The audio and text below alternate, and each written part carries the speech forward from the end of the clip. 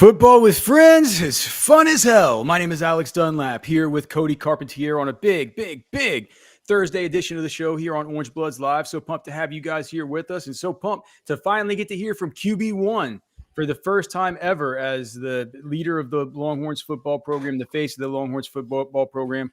Arch Manning, in a post-practice availability, was made available to the media, even though we were not given any practice access. We do have some notes that I put in for the War Room today. So we'll talk about some of the practice stuff as well from the Longhorns, updates to the recruiting board, more NFL draft stuff. Cody, a ton to get to. Your biggest takeaway from Arch Manning's first meeting as the number one signal caller for the Longhorns with the media today. Manning praised receivers Parker Livingstone and Dalen McCutcheon for their respective performances this spring. I mean, dude, they asked him, they said, like, look, we know that Wingo's out. We know that DeAndre Moore's out. What's it been like, throwing with some of these younger guys and stuff like that? And he goes, yeah, I think it's been good for these young guys to be able to get the extra reps and stuff. He goes, I've been impressed with Parker and, I've been impressed with Dalen McCutcheon and all this stuff. I mean, he even went on to talk about, we've talked about it on the show before, how those good dudes are roommates. And he even went on to kind of talk about that during the dude, Arch and Parker Livingstone are going to have a connection. I like that thing's happening. I don't, is this going to be like a, no one's going to believe it until they see it happen in a game. So Parker Livingstone in your college football fantasy leagues is going to be like, yeah, believe it or not, I'm not a big enough degenerate, and I don't have the time during the season to play college. I play one league. It's a massive 50-teamer, and that's so hopefully I get the SEC this year, and I'll get a little Parker Livingstone. How does that even work? So, like, what do you mean get the SEC? You have to pick from one conference? Yeah, so it's a 50-team league, and then we're split up into five different conferences per se, and every conference within this fantasy league in college is so like a 10-man league. It'll be you get the SEC and the Mountain West, and somebody else gets the ACC and the Sun Belt, and then you get the Big Ten and the AAC, and then the ACC, and it's like you match up a Power 5 with a G5. But there's not a Power 5 anymore. Who? It's more like a P4.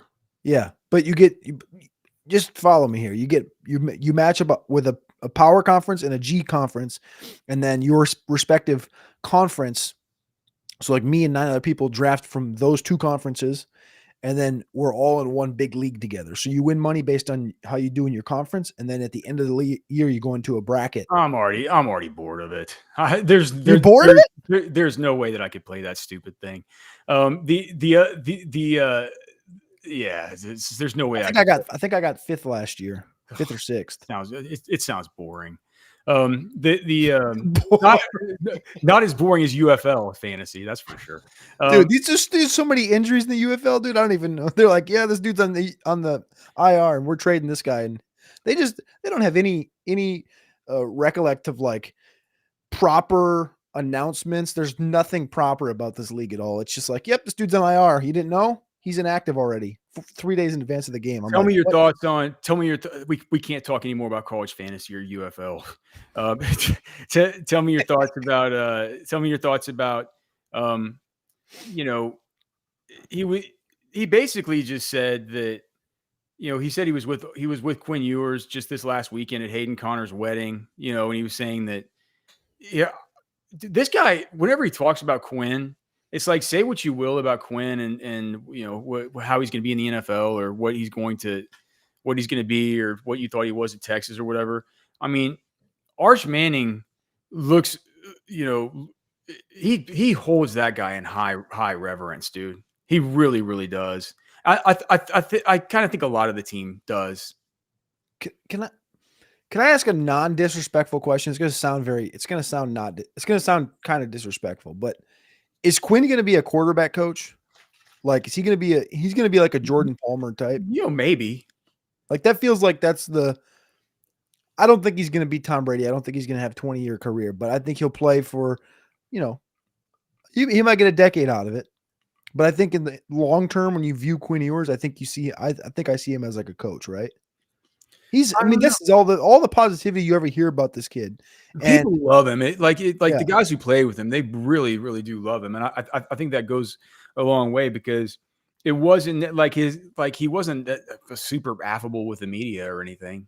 yeah. You know what I mean? I think he's one of these guys that gets around a ball club and kind of knows how to lead men, and that can be that.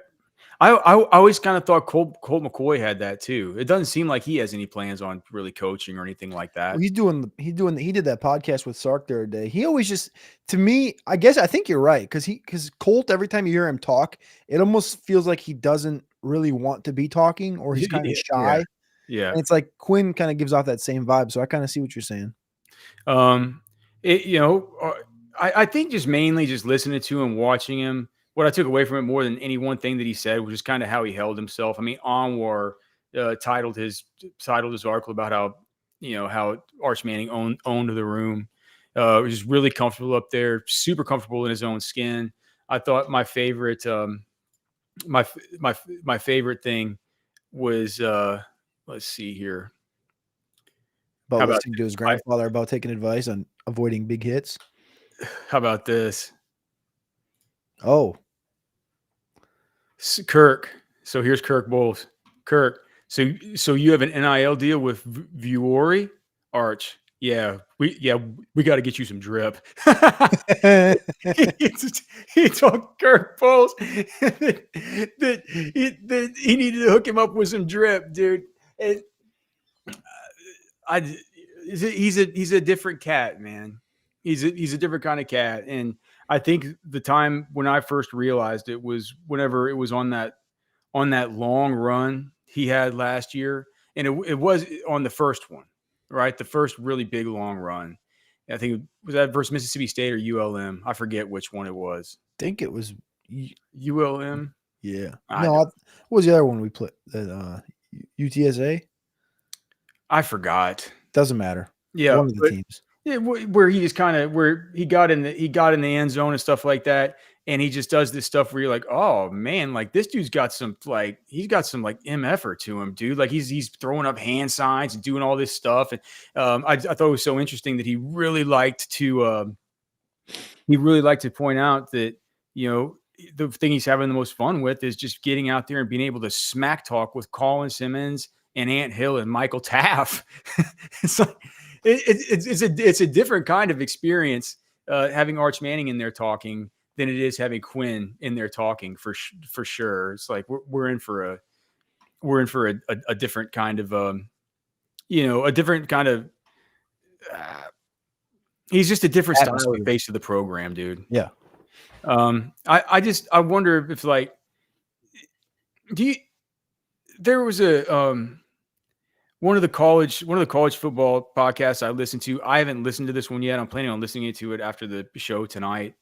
Um, but the title was something like, "Has the Arch Manning hype already gone too far?" I don't know what they're talking about.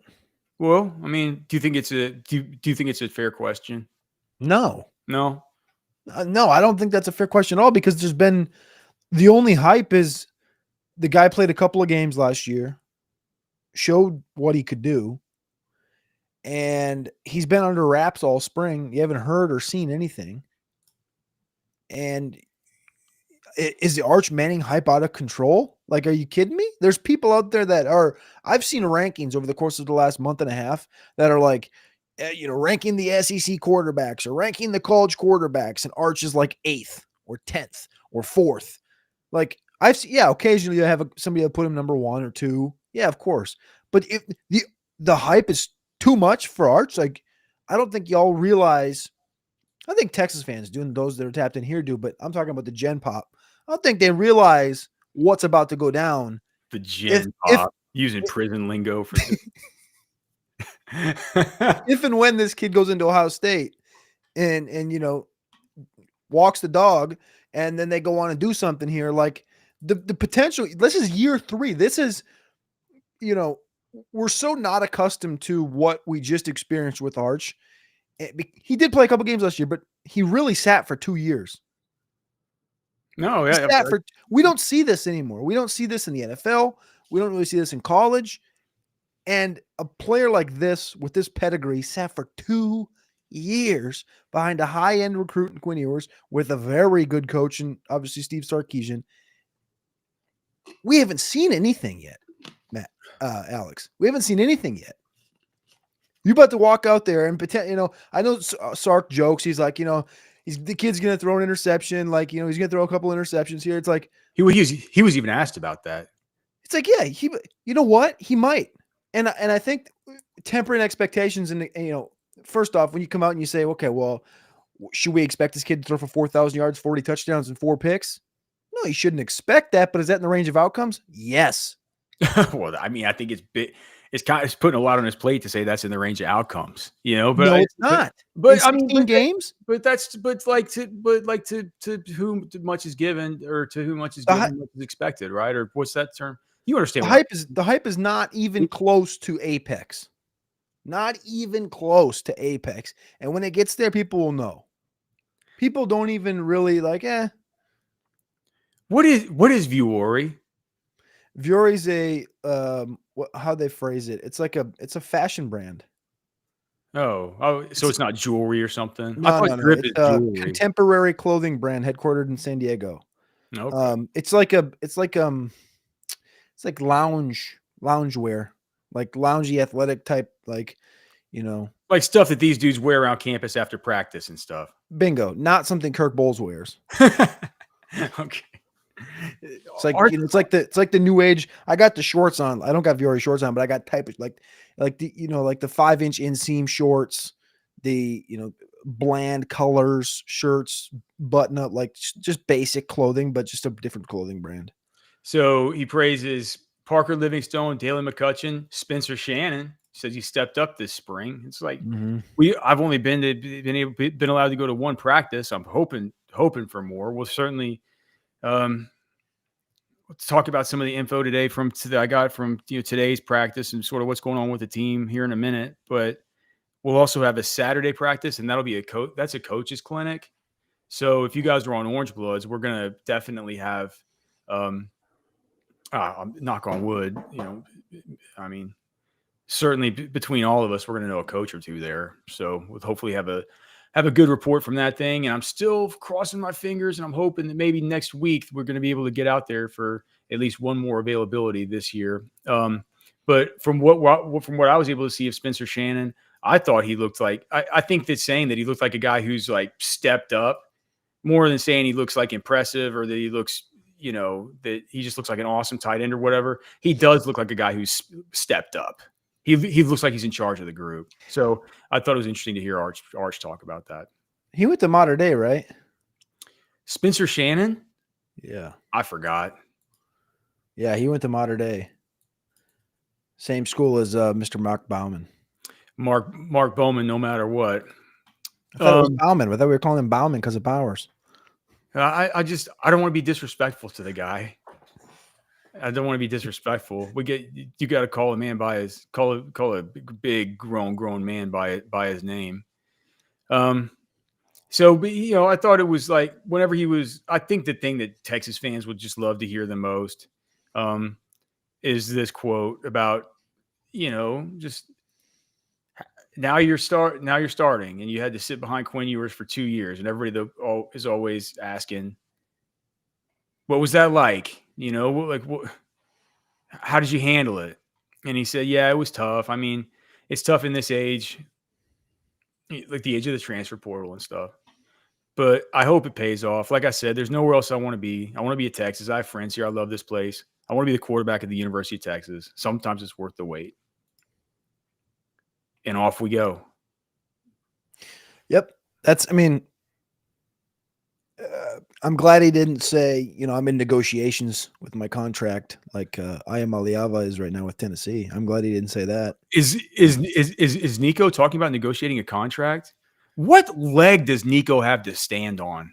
Yeah, thank you. So here's the thing. The report came out. I thought I might have sent it to you, but I guess maybe I didn't. The report came out earlier today, 5 hours ago. Tennessee and Nico Iamaleava are in an active contract negotiation ahead of the 2025 season. It is unclear if negotiations will impact whether he enters the spring portal. Could you imagine? The SEC just gives and gives and gives, dude. Problem is, he can't go to the SEC if he. Yeah, but I don't care. It's an No, SEC team. I mean, we're here covering it. We have a show where we got to talk about this stuff for an hour a day. I all know, but year round. I'm saying, like, from him perspective, I feel like Lane would be like, really? what? Kiffin? Yeah, I don't know. I thought that I thought that it's. I felt like that. Maybe it's just they could just be blowing smoke. But I heard him the other day talking about how he thought that they were okay with what they had going on. Maybe. What program? That's fascinating. What program would want to pay $2 million to bring in Nico Iamaleava based on what you've seen? A lot. Well, but at this, he doesn't get a spring with you. You don't think there's a team out there? You don't think that? Who's North Carolina's quarterback right now? Oh, I don't even know. I don't even think they got one that is, because I just signed that kid. Right now it's Max Johnson, which is Brad Johnson's son, who's a grad transfer. Okay. And then they have freshman Bryce Baker on campus that they signed, 4-star they signed. Dude, was he the big tall kid that they brought out at the basketball game? Yeah, that was their first commit or whatever. But even though he was already committed, decommitted, now recommitted, doesn't matter. Anyway, Nico, hypothetically, where could he go with? Okay, so he's North Carolina. They got a crap ton of money. Do you think Oregon's totally happy with what they got going on? DeCorian Moore and Dante Moore have been just like two peas in a pod the last couple of weeks as far as giving out quotes. DeCorian's like, Dante's going to win the Heisman, and Dante's like, DeCorian's a dog. Like, they're just hyping each other up. Penn State's got a quarterback. Ohio State's got a mess. Clemson. I'm just trying to think like who the top teams in like the ACC. Clemson's locked in. Miami just spent on Miami. They got back. SMU's got Kevin Jennings. Yeah. But what about Big 12? Who are you going to go to in the Big 12? I don't know. There are no good schools left. It's North Carolina. That would be sick. Yeah. I think he could be a guy that could frustrate Belichick. Louisville, I guess Louisville's an option. Is Freddie Kitchens the offensive coordinator for them? Yeah. I just think it's too short. Too soon. Dude, if I were a Tennessee fan, I think I'd be kind of tilted about this. I get tilted about it anyway. That place will burn down if that guy leaves. Well, but might there be some fans that are like, if Iamaleava leaves Tennessee in a week, is Heupel the coach at Oklahoma by the end of the calendar year? Heupel's a good coach. I think they'd be dumb to fire him. No, I don't think that anytime you could bring him leave and go to Oklahoma. If Venables is fired, go back to Oklahoma. Oh, okay. I'm sorry. I didn't hear that. Sorry, I'm playing like 4D chess in my head. Sorry. I'm saying if Iamaleava left right now, Heupel would maybe feel like he's left holding, pants on your ankles, and he goes into the season, he screws the pooch. He's mad because they went 7-6, 6-6, whatever they went. Oklahoma dips out on Venables, and Heupel goes, "You guys screwed me. You lost me my quarterback. You didn't pay him. I'm leaving." And he bounces and goes to Oklahoma. Hypothetical. As much as I hate to say it, I think that Oklahoma is probably a more storied program, and he is an alumni. And I'm sorry, he is an alumnus. Because the alumni is that right? I think the I think it's alumnus. Yeah, he's an alum.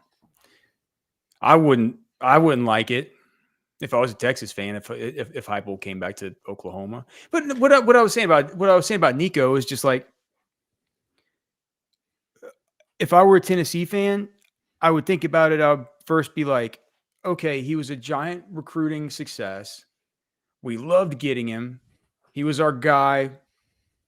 We've opened up our hearts to him. We've cheered him on. We're paying him handsomely. And now he's doing this stuff where during the spring portal, he's trying to put my program over the barrel to get extra money in contract negotiations. And I hate to say it because I'm a fan of the Tennessee Volunteers, not me. I'm talking in one of their voices. But he hasn't been that good.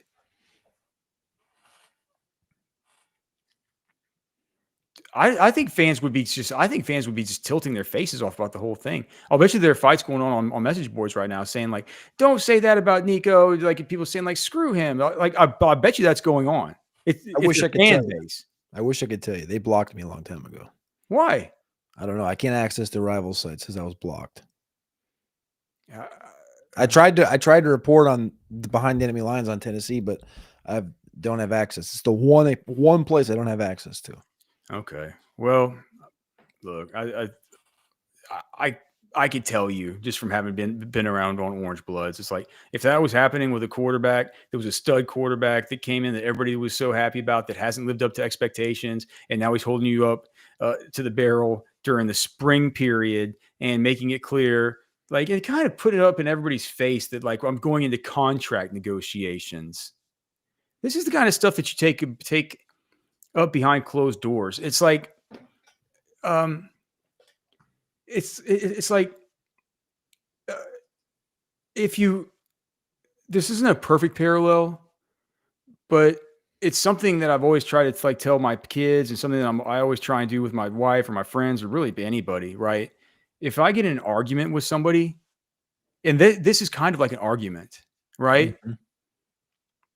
And I think it's fine. We were talking to church or not my church, but in my men's group yesterday about how like arguing with people is fine. It's actually good. Like it helps. It's better. Show me two people that are in a close relationship that don't argue, and I'll show you people that are holding in feelings, and you know what I'm saying. Like it's probably not best, but don't do it in front of people. Just do it privately. Like all it does is it gives people stuff to like talk about, and like you know, like especially within your family, and like you go and you tell your friends. It's like you're out you go to the bar or golf course with your friends. You tell them what your wife is being, and you know, and then now all of a sudden it's like you and your wife make up, you know, and everything's fine, and your friends still think she's. You know, it's like it can leave people having the wrong impressions. I would be tilted that this is going on in my school, that they're airing it out in public. I'm sure that these kinds of conversations happen in a lot of places and everything. And I think like if college football fans think about it like I do, they're like, all right, look, like I know that stuff's going on. I still want to think about this as kind of college football and not NFL, where every year my guys are negotiating. So if you guys are going to do this, can I just kind of earmuff this and you guys take care of it behind closed doors? I don't want to think about it. Does that make sense to what I think that people would be tilted? I thought people were going to be tilted about the whole thing with what's his name? The South Carolina, Dylan Stewart. Yeah. That was proper timing though. That was early. I understand, but that's what I'm saying. Hindsight. Even in the time where it was proper timing, I'm like, dude, just like take care of it behind closed doors. Yeah. It's almost like it's perfectly out there. Side note on the Iamaleava thing is their orange and white game is in 48 hours. So they're actually going to have one?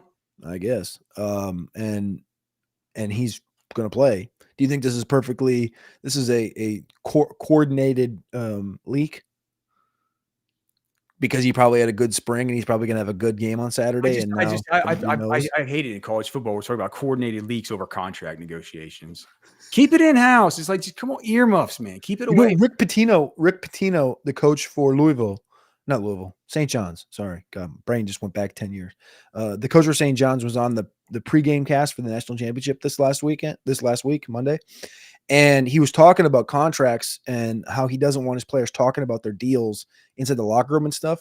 He said he don't even know what the players make. He doesn't want the other players to know what the other players make. He just tells his NIL guys, make sure they're paid, fair market, get them on the team. He goes, I want this guy, make do what you got to do to get him. And he don't want to know what they make. That He would don't be the need them exact kind of negotiations. coach I would be, dude. You know me very well, Cody, and that's the Yeah. exact kind of coach that I would be. I'd be like, I don't like, don't even like, I don't want it to enter my brain space. It's like Yep. I don't need the drama. Keep it in house, dude. Just it's so tilting. Look, but as far as my dining, especially tonight, I'm keeping it in house. All right, and by keeping it in house, that means I'm eating tenderloin tips from Texas Beef Traders, my favorite cut. Just delicious. If you don't know what a tenderloin tip is, it's like, when you get the tenderloin off of the cow, um, they look like nice little circles, and they're round and they're big and thick and they look pretty, and you take pictures of them for Instagram. Well, once you get down to the bottom of it, it like thins out a little bit and it looks more like a little tail. And so they got to cut it off where you can take the last kind of center cut one, right? Then there's this long tail, but it tastes just like filet. It's just not as pretty. It costs like half the price. How would I have ever known about that if there weren't a dude like Darren at Texas Beef Traders to lead me to it? The fact is, I wouldn't. I can't believe how good Texas Beef Traders is. 3 different ranches, no vaccines, no antibiotics, completely clean beef, no steroids, no injections, bovine nutritionists on staff, 3 different ranches, 3 different herds of cattle, never commingled with others, proprietary bloodlines. My God. I mean, what more do we have to say? I feel like sometimes I'm screaming into the void here. And I know I'm not, because so many of you guys have gone into Texas Beef Traders. It's right there off the corner of 620 and Lakeway. But here's the thing. If you live in the Austin area and you want to get delicious beef for you and your family, and it's like you got to buy a ton, buy a couple of steaks, buy some ground beef, get your 10% off, and just make arrangements for Darren to bring it to your house. It's like you don't even have to pay a DoorDash fee. Are you kidding me? Texas Beef Traders, TexasBeefTraders.com. And if you want the best experience, go into the shop. Just say, hey, Darren, Alex said, do the thing. That's all you need to say. Just do the thing, Darren, and just see what happens. Okay? I dare you. Okay? You're in for an unbelievable treat. Texas Beef Traders, TexasBeefTraders.com. All right, Cody, anything you want to talk about on the recruiting board before I maybe talk about some of these practice notes, or should we go over the practice notes first, or what do you think? Let's talk about the recruiting board, but I just wanted to say Rex St. Charles said that maybe Nico wants a piece of that Tennessee Beef Traders. I don't know if that's a thing. If it is, maybe Darren will open it. I don't know, but Nico. Hold on. Jared Tetley says the message boards are already tilted. Well, I told you, it doesn't take it. They're on like live tilt, because the thing is that if it was Texas and it was Arch Manning or something like that, everybody would be tilted. They say, this is not the college football I signed up for. Yeah, I hate this. But they'd say, but you know what? Someone step in and pay him. You know what I mean? But think about it. If it was Arch, how easy would it be? Because Ketch has said before, like, it's not a money problem. It's a motivated money problem. Like, it's getting these guys motivated to donate. It's not that the money doesn't exist. It's just that the guys aren't motivated to actually like push the money into the front of the table, right? That's the type of thing that'll motivate some donors. Arch Manning's in negotiations, and he's not going to play unless he gets X. In the same shoe of Nico, right? It's terrible. It's terrible for. It's horrible in context of saying like that has to be what that has to come to, but it's dude. It's having the fight with your wife about finances or something very private like that up at the country club in front of everybody. Oh yeah. It puts people on tilt. It leaves a lasting impression. It just hurts. You got to keep this. You got to keep it private. You got to keep it in house. It's important to have these discussions. I mean, clearly he feels like he needs more money. Great for him.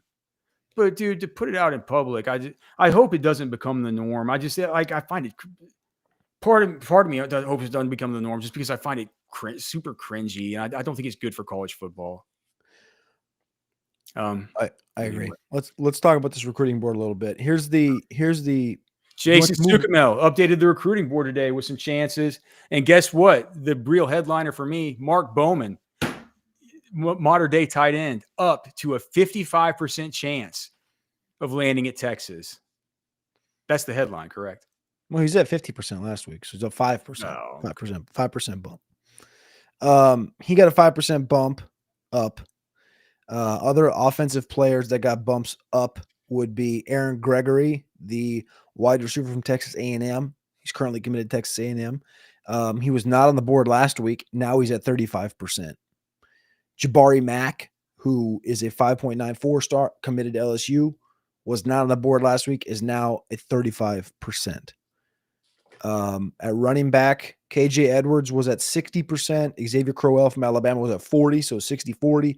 And now it's 65-35. KJ goes up and Crowell goes down. KJ Edwards is heading for Texas, man. Does he have now? Here's my question: does he have Felix Ojo at 65% too? Offensive line, Felix Ojo is at 65%. He did not move. So his 65% means he thinks they're coming. Because we know that Jason thinks Felix Ojo's coming. Yep. No other offensive linemen made moves up or down. Felix didn't either. None of them did in general. Where's he have Turntine now? Little John Turntine. Turntine's at 55%. He has been for each of the last two updates. Krempin dropped to 40% the last week. Now he's still at 40% this week. Traveling Zayden Krempin. Yeah, the world traveler. On the defensive line, defensive ends, only one defensive end got a bump up from 25% to 30%. That's my guy, Damad Lewis from Charlotte. Damian Lewis's brother, who came in for a visit a week ago. Defensive tackle, listen to this one. Dylan Berryman, 55%, getting closer. He's the defensive tackle from Louisiana. Linebacker, Kosi Okpala from Maid Creek, up to 50%. Defensive backs, a couple of guys. What about Illy? Illy is at 30%, did not move. Anthony Davis is at 30%, did not move. Tyler Atkinson, 30%, did not move. Atkinson, I think, is at Ohio State this weekend. All right. Rex says Turntine is now a 3-star. That is definitively not true, but funny. That's not it. Dude, I don't know how I don't really know how appropriate it is to talk about. I don't want to talk about the Isaiah Bond allegations or anything like that. You know, there've been allegations against him.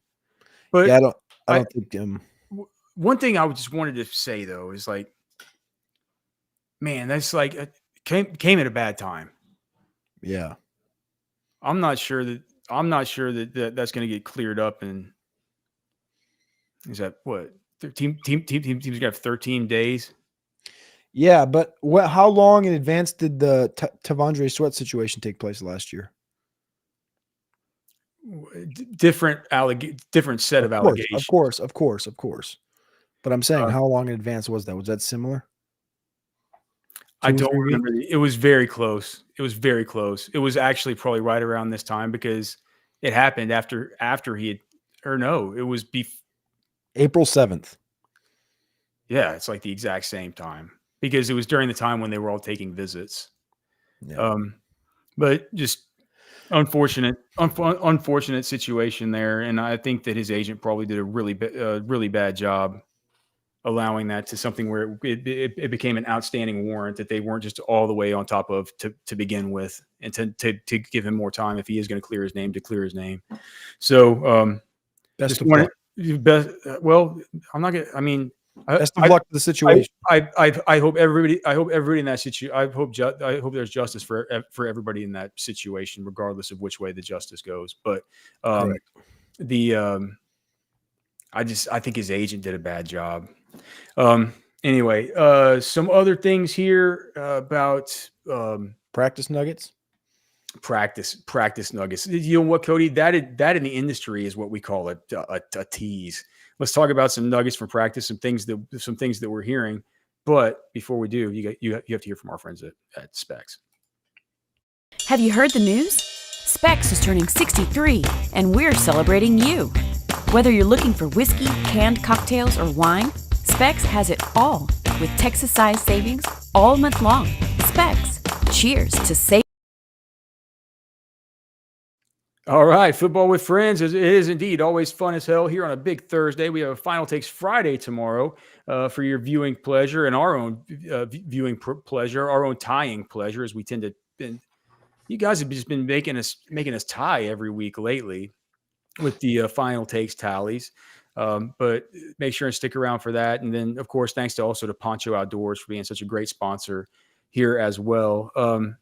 So I want. Okay. I was just gonna say one thing. I was gonna ask you one question before you got into it. They're doing this UT baseball NIL fundraiser. Oh, that's good. We definitely need to talk about that. And I was just scrolling through there looking at it, and there's a ton of stuff available. There's a lunch dinner for 4 at Terry Black's with the Orange Blood staff, autographed Earl Campbell, Ricky Williams, Vince Young, Colt McCoy photo, helmets, experiences, baseball autographs, all this different stuff over there on Orange Bloods. You can jump in. I think they're doing it daily all week. Or for a week. I'm not sure exactly the dates on that, but I know they're at least started it today, was day 1, Thursday to Sunday. There it is. But that was interesting, man. The autograph picture. I was looking at this thing. Colt, Vince, Ricky, and Earl. Thought it's kind of low right now. How much? 600. I feel like that thing should be. Are those the 4 horsemen of Texas football? Well, in my life, in your lifetime, was Vince, Earl in my Ricky, Earl, Colt. Earl was probably before your time, but like. Well, Earl was in the NFL in my lifetime, at least. 4 front facing. So like, linemen don't really come to account in this conversation. It's, front facing. People in chat would know better than me, dude. Like I only became a Texas fan whenever I got to Texas in like 98. But certainly, when I think of Texas, I think of Vince and Colt. Well, Ricky. I'm just telling you what I think of. I think of Vince and Colt. What is it selling for? 600. I mean, it's a 16 by 20. Are they just standing together in a photo or something? They're all doing a football move, and it's all autographed, and there's a big Longhorn behind it. Oh, well, that's very sick. Very sick. Can't believe people just donate all that stuff, man. It's wild. They want to make money for the baseball team. It's crazy. So we have this question from Rex St. Charles. He's asking about Justice Terry might be nicked up. So the deal with him is he was back at practice on Tuesday, and Tuesday was full pads, and he was going. They said that he was practicing as normal. The interesting thing about him at practice on Tuesday was that there was all this discussion with him only coming in and weighing 268 or whatever, that he was going to be lining up at the strong side defensive end there with Lance Jackson, kind of behind Ethan Burke, while Colton Bosick is going to be missing the spring. But that's not how it's been. He was working with the defensive line, working with the defensive tackles and stuff, Hero Canoe and those guys. So I think they're just throwing him into the fire and hoping that he's going to be into the 280s by fall camp. And if he's 280s by fall camp, just get him in there, let him play, let him be a little bit undersized as an interior penetrator at first. And there's all kinds of sub packages and all kinds of stuff that we can get into. I think that just talking about the first thing is, kind of goes right into it. So it's about Trey Moore and all that. There'll be more about this in the war room, but on Tuesday, I'd heard from somebody that Trey Moore's just lining up all over the place, right? And they really love how he's looking at coverage and some of the things he's really making an impact. I can't confirm this 100%, but I had heard that it was actually some really good coverage from Trey Moore that might have ended up getting into some kind of collision and issue with Jordan Washington, and whenever he got banged up going over the middle for a pass. But what Sark said on Tuesday's availability is he's practicing in 3 different spots. And so I was like, well, what does that mean? Because Cody and I were just cooking up every cockamamie theory that we possibly could, because we're not allowed out there, and you're telling me all of a sudden that he's practicing at 3 different spots. Well, what does that mean? And we're like, well, we kind of heard this stuff that Texas is going to be trying to, look a little bit more multiple and maybe Georgia-like with some of their looks and stuff next year. And so we're like, well, like Georgia's got this J backer and this H backer, and they got all this, and they get, they line their guys up both in a 4-eye and one in the nose. I wonder if they're doing something like that. And, I'm just like, I was running this by somebody. He's like, dude, chill. It's like, no, he's playing will linebacker.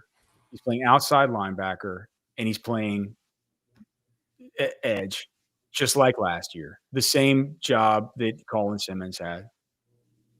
The one that Colin Simmons is going to start off this year. When you say will backer and outside linebacker, that's in 2 different defenses, right?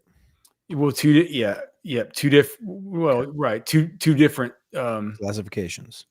Schematically, yeah, like NASCAR and base and different things like this. Yeah, but if you think about it, it's like between Maurice Blackwell and David Benda that played on a lot of those roles last year, you're looking at like 50% of snaps vacated.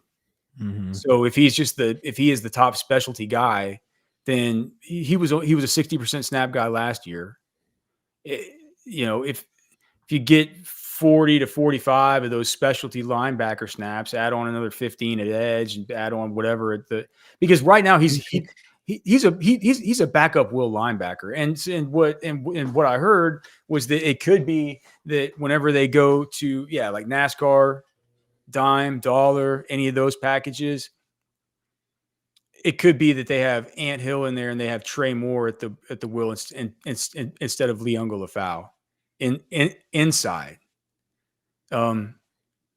They can move him around like that, and that would just be like it would basically just be like you got Trey Moore in there instead of like a Maurice Blackwell. It's just disgusting, dude.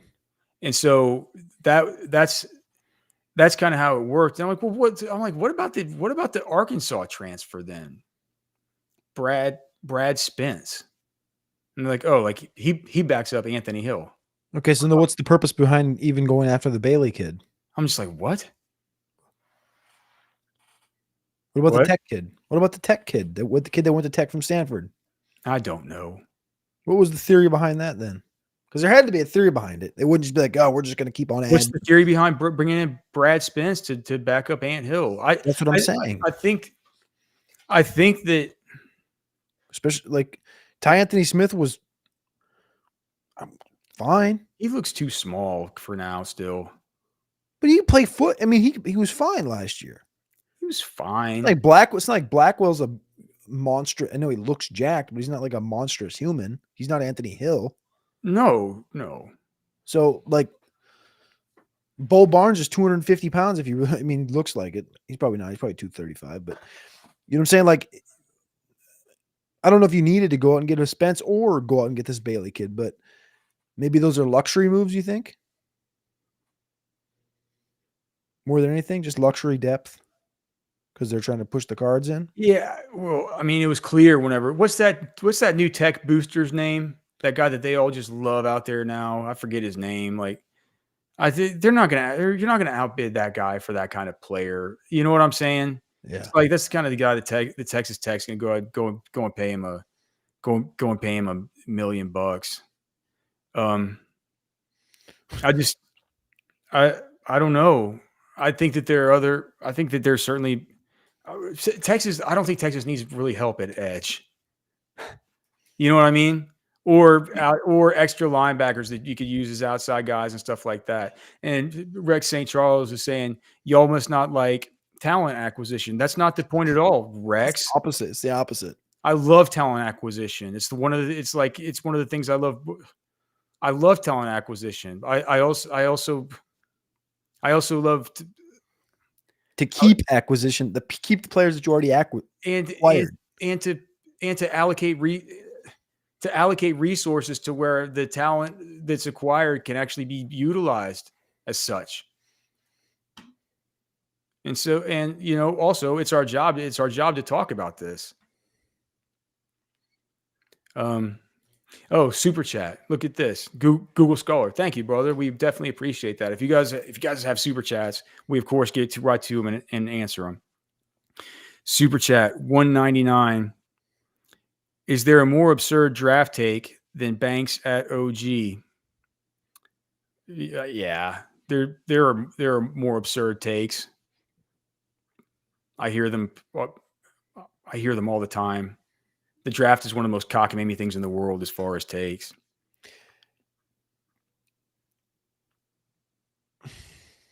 But it's a terrible take. I do think he could play offensive guard if need be. Think he'd be fine to play left guard at first if he needed to, if he went someplace like that. But I think he's a left tackle. He's got the whole thing about his arms being short. We've said you could throw it out the window. Third longest wingspan of these guys at the whole combine. Yeah. What are we talking about? He has 3 years of awesome tape, including 2 years going up against the not 2 years versus the SEC, but 1 year versus SEC, 1 year going up against like the Will Andersons and stuff for the world in that Alabama game. He's got good tape, dude. He's going against good players, and he's held up. I can't believe all this like late breaking stuff about how he's sloppy or he's not balanced. Just like it's stupid. I'm excited. I was listening to Mensch and McShay today, and McShay was just saying how he doesn't like Banks, and he's like, we're going to talk about it on Monday on our show. It's an offensive line show, and he's just not in the same tier for me as Campbell and Membu. And Mensch is just like frothing. He's like, I can't wait to talk about this on Monday because they're gonna drag him.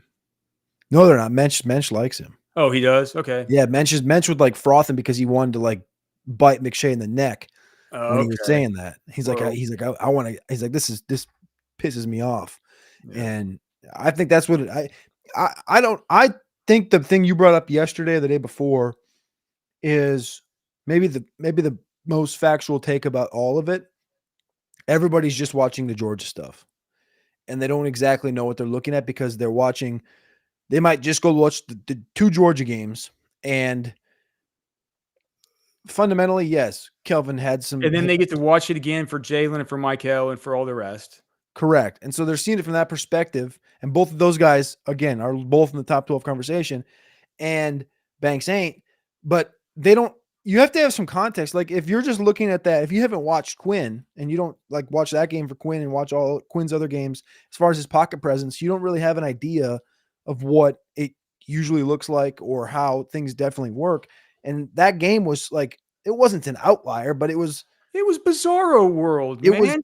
It was just yeah. The flow was wild. And it's like, if you can't just go in there and I know the team, here's the thing. I know the NFL teams don't watch 1 or 2 games on every player.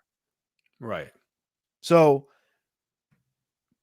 the guys on social media that talk the most, they probably watch a couple, 2, 3, 4 games. 2 of them are going to be Georgia, and that's not going to be positive. I think when the fat lady sings on Sunday night after the draft, he will have gone in the top 15, guaranteed, and I think he'll be in the top Thursday night. You mean? Whatever. When the whole draft, I was just saying, when the whole draft's over and we look back at it, he'll have gone in the top 10 picks. Dude, Rex St. Charles, man, in the chat, I don't understand you sometimes, dog. It's like, then why question why the coaches are trying to get – I'm not questioning the coaches trying to get dudes. I say take millions of dollars, throw it out, go get guys. But they need defensive line. They need defensive line. They need interior offensive line. They need these positions so much more. Exactly. It's and like, money. So I'm questioning. I'm like, what does this say? Because look, they're not going to come out and tell us anything. And it's our job to sit here and talk about it. And if you don't want to hear people pontificate about the football program and talk about it or think about what the coaches might be thinking or think like, I'm sorry, dude. It's like the show might not be for you. Because it's literally all we do. Well, it's the only thing. It's that that's the show is to thinking about these things. and talking about them and saying, like, it's not questioning the coaches. It's saying, like, all right, well, they're doing this and they can't lie to us about the stuff they do. So what does it mean? Yeah. It's, If they're gonna, so do what you, so wait, so let me get this straight in my head. You want me to, like, you want us to, this is how we think critically about things and about how we talk through things and we begin to understand things about the football program. Would you just want us to come on here and just say, like, well, the coaches are doing that? That's great. That's perfect. They're nice to see everybody. If this has been Football with Friends, we'll see you tomorrow. No, we talk about the stuff the coaches are doing. We talk about the stuff the team's doing. We're like, oh, well, what does that mean? And we try and give context. I just feel like, why question what we're not questioning what they're doing. We're questioning why they're doing it. and why the money's being dealt in those situations, right? That's the whole thing. You're talking about seeing What is tight end, O-line, D tackle, these spots where players are needed, and we're hearing and seeing them add a Brad Spence and go after a Bailey, and we know money comes with that. Why are you spending 1, 2, 3, 4, 500,000 on that when you should? You're not allowed to spending talk about that, man. You're gonna give Rex St. Charles a quarter. Well, this is what I'm trying to say. This is what I was trying to explain to him. Is like, Cody, don't question the coaches. We love team acquisition, but it has to be. There's 4 open roster spots. Right now they're at 81. What do you want us to do? Cody, you're questioning the coaches. Can't do that here. I can't. Look, I'll leave you guys with this. Go read the War Room. There are concerns about the defensive line. Forget about the other stuff. Go get 2 interior defensive line guys. Texas, I think they. David Keith calling you out now. I think that they kind of. I think, Travis Shaw has been coming along slow. I think that might have something to do with it. But I'm kind of getting the feeling like, I'm not sure there's an Alfred Collins or a Vernon Broughton that's emerged so far. And it's a little bit concerning to think you might have a lot of guys that are more of the Jermaine Lole, Bill Norton level, like a whole grip of those guys. It feels like you might need to add some more. So keep an eye on that. Go read the War Room. Now, you can find us on X at Cody Carpentier, at Alex Dunlap NFL. You can find us on